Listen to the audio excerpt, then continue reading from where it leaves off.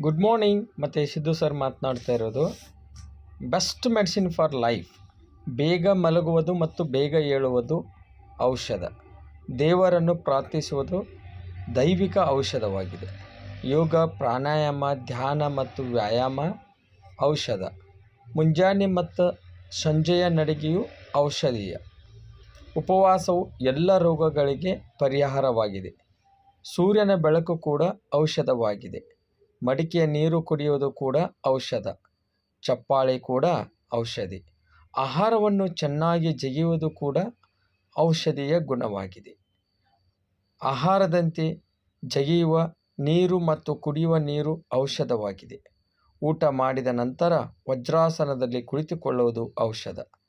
ಸಂತೋಷದ ನಿರ್ಧಾರವು ಒಂದು ಔಷಧ. ಕೆಲವೊಮ್ಮೆ ಮೌನವೇ ಔಷಧ.